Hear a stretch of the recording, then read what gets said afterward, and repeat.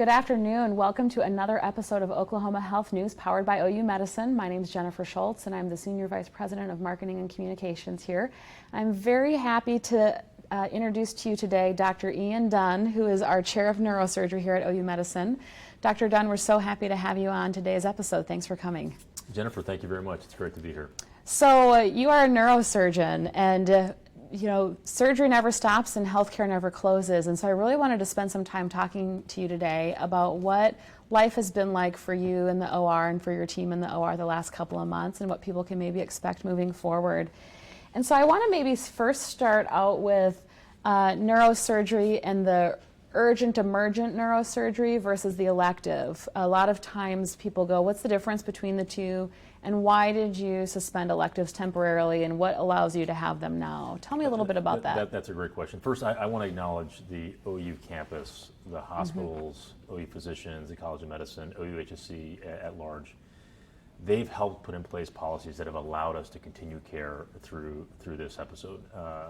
And we're not exactly sure when this is going to be over per se, but they've enabled us to continue care in what I would consider as safe a way as humanly possible. And I think by and large, you probably are going to be safer in the hospital here than you might be at home or going to grocery store at this point. But elective, I think there's probably, our patients might say that there's no such thing as elective neurosurgery.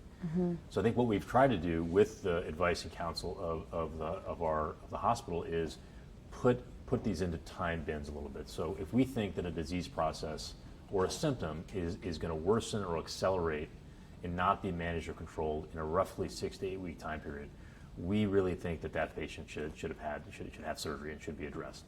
Now, as things are lightening up a little bit, we are getting back to our normal business of addressing all of our patients' needs. But during the height of when we were least aware of COVID, as was the rest of the world, and trying to understand how to safely deliver care, that is one of the templates that we've been applying.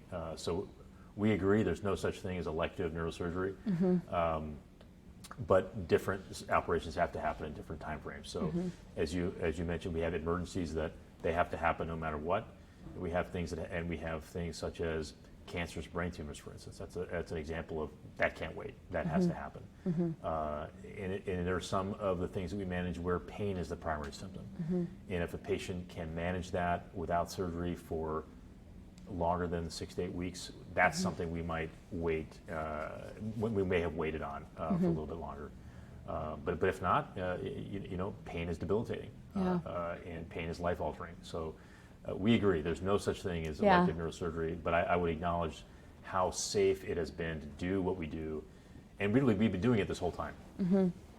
The volumes have gone down a little bit in neurosurgery, but I think one of the things about OU that I think distinguishes us is that we are looked at as we have to continue what we're doing no matter what's going on in the world around us. And so how do we keep that care moving forward? And for instance, our faculty in neurosurgery have been here every single day in their offices, in the hospital, in the clinic.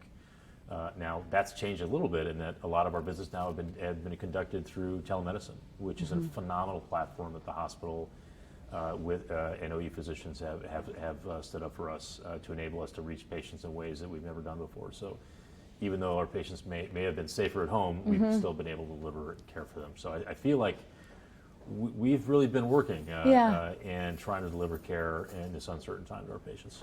So it sounds like you have been in the OR quite a bit in the last 2 months, kind of in some ways business as usual, but in other ways perhaps some protocol changes.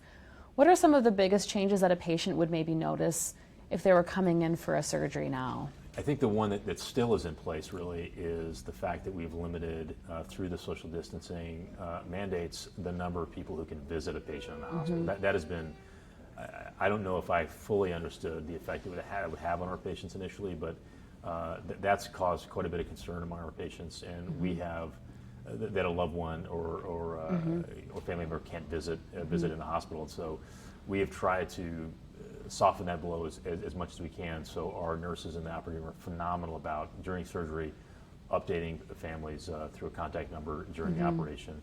We always call family members after surgery. And then what's different is that care structure in the hospital is not there. So obviously we have promoted the use of smartphones and so forth, and phone contact.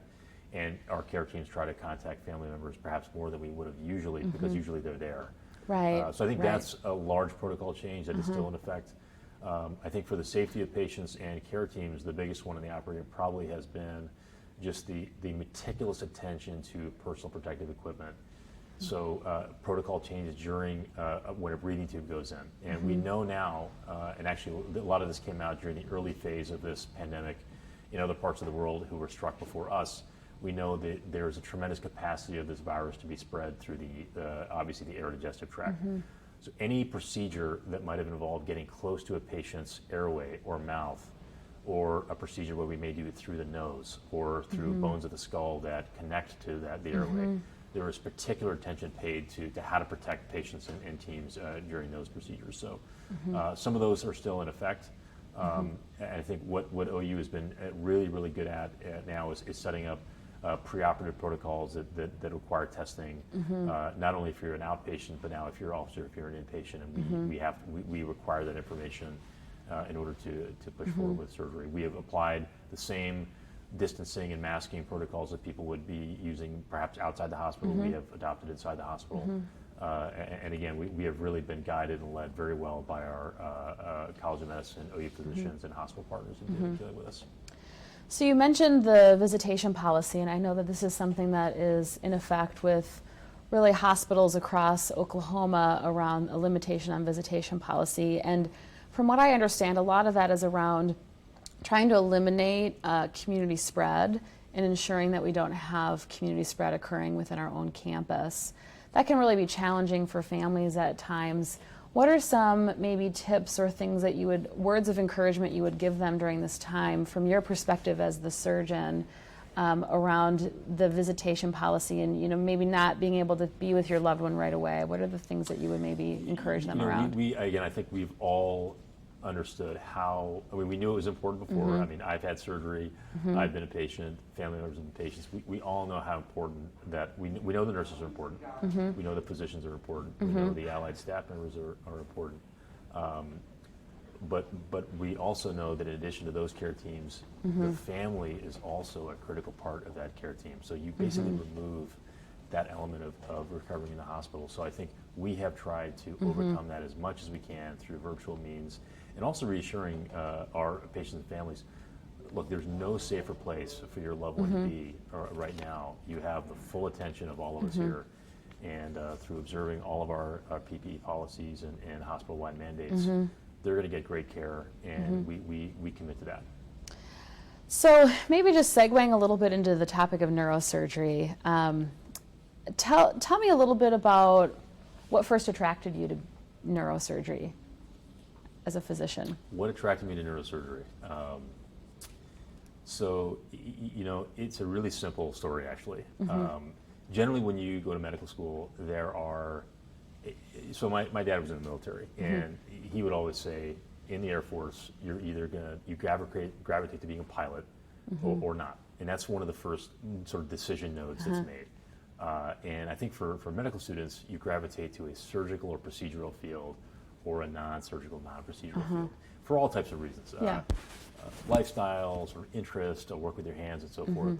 And when I was in medical school, it's becoming longer and longer ago, but it was pre-80-hour work week. And so one of the huge decision points was, well, boy, in this residency, you're working 100 plus hours a week, but in this one, maybe not. But I always thought that I would be in a procedural or surgical field. And that was just through no experiences of my own. I wasn't, not from a medical family, but that ability to affect immediate change comes with responsibility, but it can be so empowering to care teams.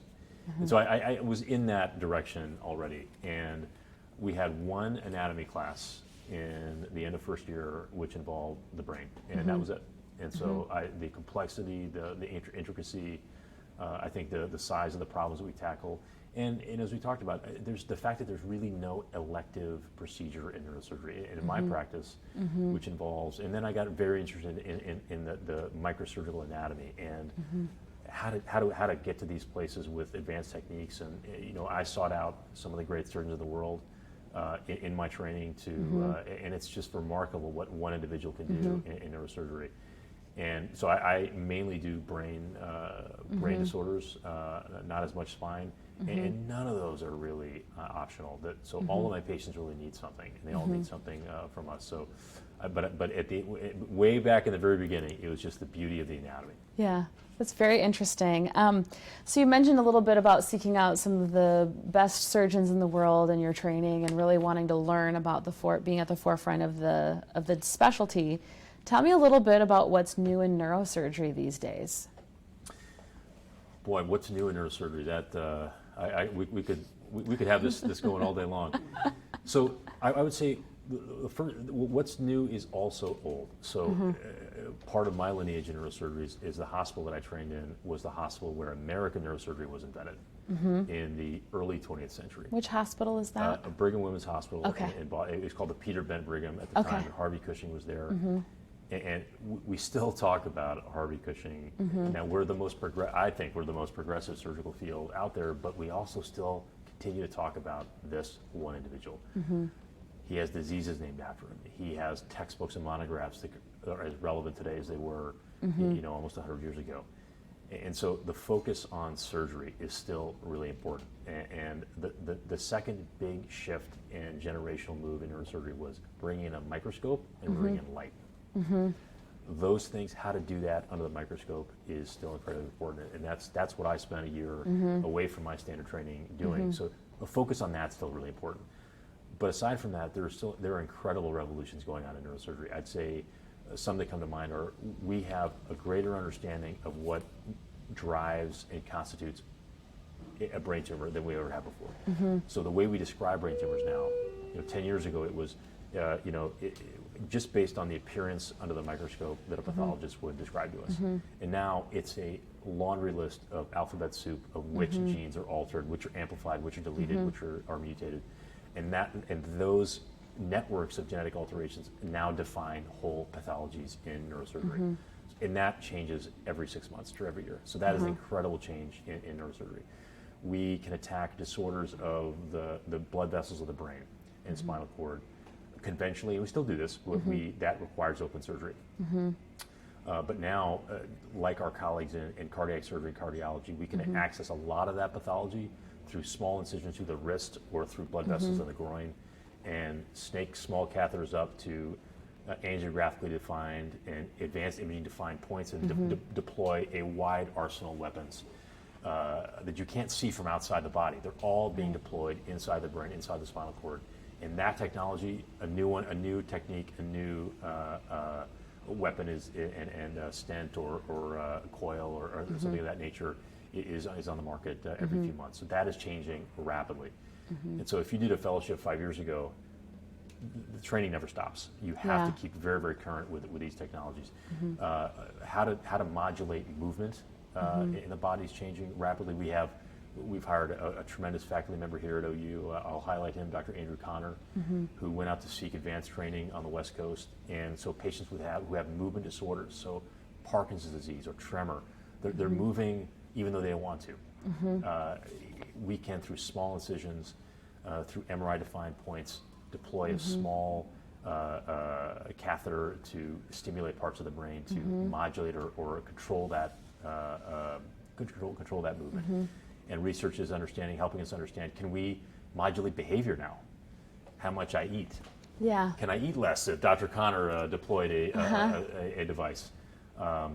And another incredible field right now is helping put the spine back together, using biologics, using advanced equipment, and then the introduction of telemedicine, I think, will be revolutionary for neurosurgery, just as it has been for all of the rest of medicine. But everything in neurosurgery advances so quickly, and it really continues to be such a quickly accelerating field. There's different types of disciplines and surgeries that I think it can be kind of scary for patients. And one of those is neurosurgery. It's thinking about someone cutting into your brain, essentially, is what it feels like. And the way you describe it is very kind of calming to hear the amount of advances, the amount of training, the amount of ways in which we take care of people in this space.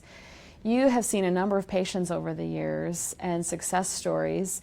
Do you have any that kind of come to mind that were procedures or things that you did for a patient that you just thought were incredibly rewarding? Where you watch a big person, big smile walking out the door? That makes all the risk and all the training worth it. A number have come to mind, and I hate to leave any one of them out because they're all so special, but there was one that really connected sort of through to my family's background, and I come from a military family. My twin brother, actually, Gavin, he's a neurosurgeon at Washington University in St. Louis. He's been deployed to the U.S. Mercy, USNS Mercy during this COVID pandemic on the West Coast. So my father, everybody's been in the military. So that has run through our family for generations. A plastic surgeon and I took care of a young man a few years ago who had a cancerous tumor at the base of the skull. This boy's lifelong dream was to have been in the military. And of course, this incredibly aggressive, big-time operation that he had to have required removing a large portion of that area and a complete removal of that, and followed by a very aggressive advanced muscular reconstruction of that area to put that back together. That prevented him from doing that. And so what a charity group did when they heard about this, it's the same group that jumped with the late President Bush for his, I believe, 80th birthday.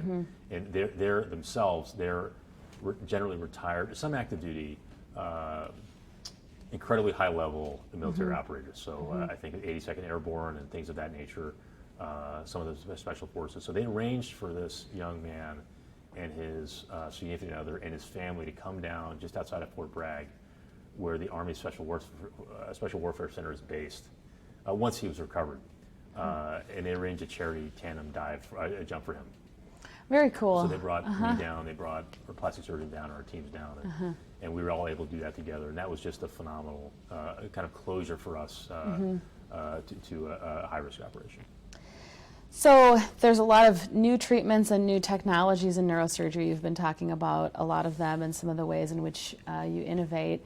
One of the things that's been compelling to me is hearing you talk about the patient tower on our campus that's going to be opening this fall, and how that also kind of enables care and sort of that leading edge. Tell me a little bit about how your team is thinking about moving into that new space and what that's going to mean for patients. Neurosurgery happens inside the operating room, outside the operating room. We meet patients in clinic, we conduct telemedicine visits, we talk to patients on the phone, we review images. But at the end of the day, neurosurgery is done in the operating room. So football is played on the field, baseball is played in the park. So the quality of your operating room is incredibly important to us. And how much of that advanced technology we've been talking about do we have at our disposal? And having toured the operating rooms with the staff, what we're able to bring to patients is, there's no one in the country opening a set of operating rooms like what we're going to move into shortly. So that I would say is the first element. We're able now to bring our patients to, we have great operating rooms now, but these are absolutely top of the line operating rooms, including one that will enable treatment of blood vessel disorders, both through the groin with catheters and angiograms, but also open surgery simultaneously. So that's called a hybrid operating theater. So that is an incredible, not a lot of centers have that nationally. We'll have that at our disposal. And we have a lot more operating rooms. So we'll be able to address and see more patients and take care of our patients than we've ever been able to before. So I think maybe my final question, I'm just thinking about neurosurgery and, through the context of a pandemic. You yourself being a physician, I ask people this a lot. What are you telling your friends and family about the pandemic, and is there anything that you've maybe changed for yourself or your family that you would leave as a tip for our viewers? So that's a great question. So I would say that I think it's great to follow all the guidelines that our states and workplaces are sharing with us. And so I have family in Missouri and in New Mexico and Minnesota and Wisconsin and Boston, some in Boston. We've all been not seeing each other as much, so taking advantage of some of our virtual ways of keeping in touch. We've had some virtual happy hours. I think everyone's done those. And we've taken some time it's been a great reason to spend more time together as a family. So our son has learned to fish with me during this pandemic, and I really wasn't that good at it before. He's now much better at it. And so that's been a really, if you have to stay at home and be together, which is great to do without a pandemic, being forced to do so has enabled us to adopt some new skills and new things together, and that's been one kind of fun outgrowth of it. Very nice. Well, it's always a pleasure to see you and to talk with you. Thank you for coming on. We are going to be back here next week. We always tailor these topics to things that you might direct message us or comment on our Facebook page about. We'll be here next week with more experts with Oklahoma Health News. So have a good afternoon, and we'll see you soon.